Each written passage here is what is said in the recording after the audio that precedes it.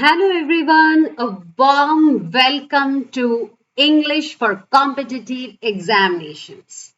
More topic, huge topic within a very short span of time. In my channel, I'll be covering a vast variety of topics like English grammar, creative writing skill, idioms and phrases, hundreds and thousands of vocabulary with its innumerable synonyms, all without taking much of your time. Okay, within a short span of time, I'll be completing all this. So please do subscribe my channel, click the bell icon and await for my amazing notifications. So the topic of discussion for today is types of subject and predicate.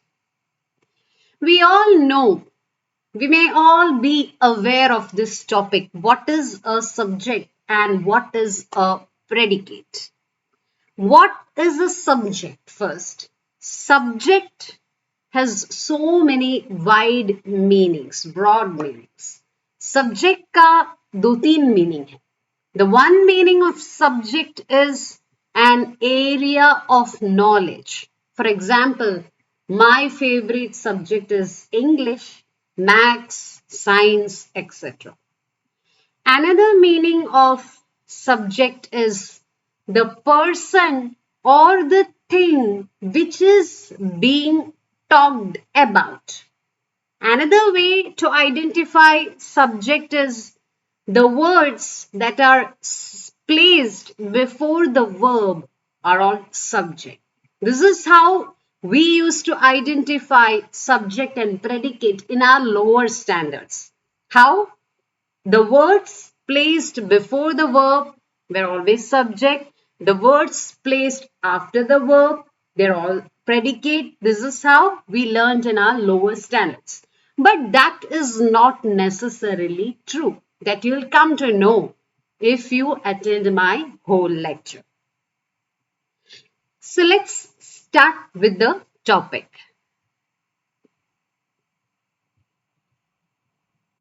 Subject. In English grammar, subject is the person or a thing. It could be a noun, it could be a pronoun that performs the action, that does the action. So the subject is the doer. Usually it comes before the verb, but as I said, it's not necessary. So the person or the place or the object or the thing performing the action is called as the subject. So subject is nothing but the performer. For example, he reads novels. You can easily identify the subject here. The performer is he. Reads is the verb. Next is object. Receiver of the action. So object is the receiver of the action. The thing being acted upon by the verb. So in this sentence, which is the thing that is acted upon by the verb? It is novels. Which is the verb? How to identify the verb? Verb is an action word. Verb is also the word that has got a past tense. So, reads is the verb, no doubt. The thing being acted upon by reads is novels. So, the receiver is the object. The receiver, novels, is the object. So, let's move on to the type of compound, type of subjects and predicate. First is compound subject. Subject with two or more nouns or pronouns that are joined by a verb and or another conjunction is called as a compound subject. Okay, in simpler words, I'll say that compound subject is a subject which has got two or more nouns, two plus nouns. And they have the one and the same predicate. Predicate means verb. See the first example. Holi is my favorite festival. Diwali is also my favorite festival. So if I combine both these sentences, I'll get a compound subject. Holi and Diwali are my favorite festivals. So which is a compound subject here? Holi and Diwali. Which is a predicate here? Are my favorite festivals. See the second example. Chips and ice creams are bad. So what is the compound subject here? Two or more nouns are chips and ice creams. So this is a compound subject. Next is her shoes and feet were covered with mud.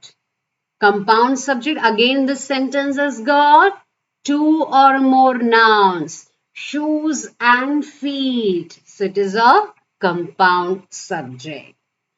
Next is compound predicate. Do you remember what I said about compound subject? Two or more nouns or pronouns. What is compound predicate? Just look at my screen. Two or more verbs are joined by a noun. Means there is only one noun and or conjunction. They share the same subject. See the first example. Tom loves eating but hates cooking.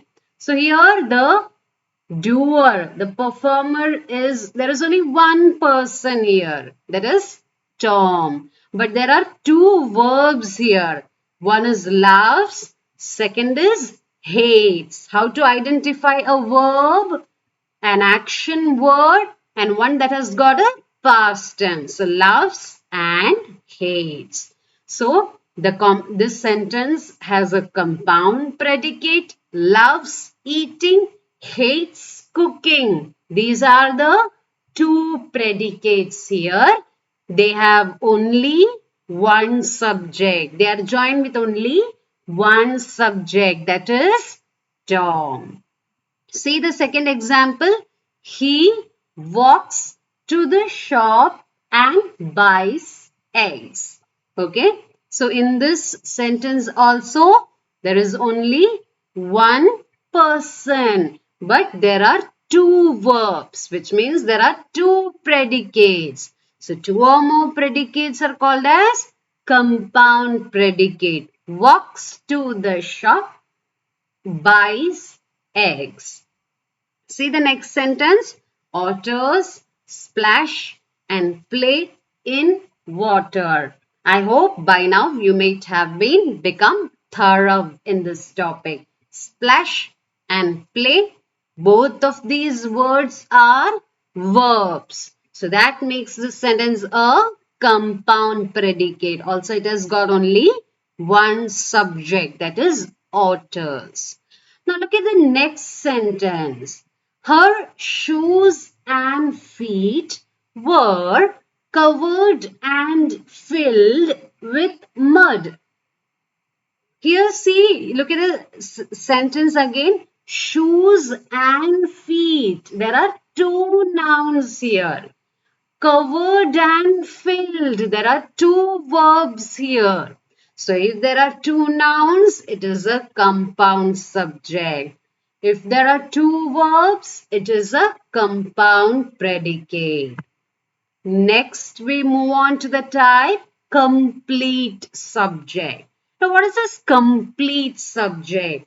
All the words that are related to the subject, regarding the subject, is a complete subject.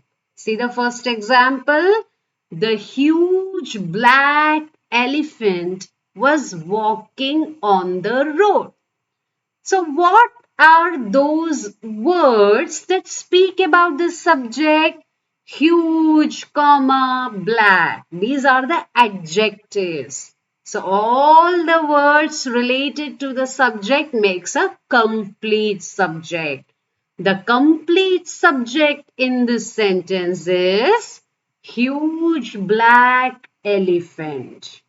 The rest is predicate. In the second sentence, the man in the car is my uncle. Here the auxiliary verb is. Everything before is the subject. But see, it is a complete subject. It is not a compound subject. The man in the car. Most birds can fly. Most birds makes a complete subject.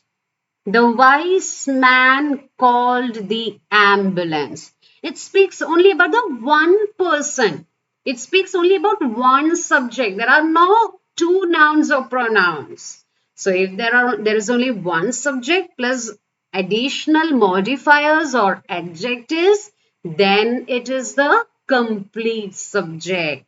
Here in this sentence, the complete subject is wise man, the wise man. After that, it is the predicate. Next is, what is complete predicate?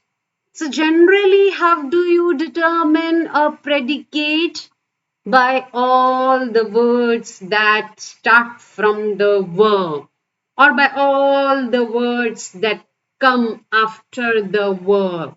But as I said, it is not necessarily true. Okay, it is such an answer is expected from a knowledgeable person. A small child will say that the words that begin from the verb is a predicate. But I don't expect that from you. A complete predicate is all the words that modify and describe the verb. Example is she and her brother. Can you identify the subject here? She and her brother are always quarreling for something. Are always quarreling. So, the modifier here is always.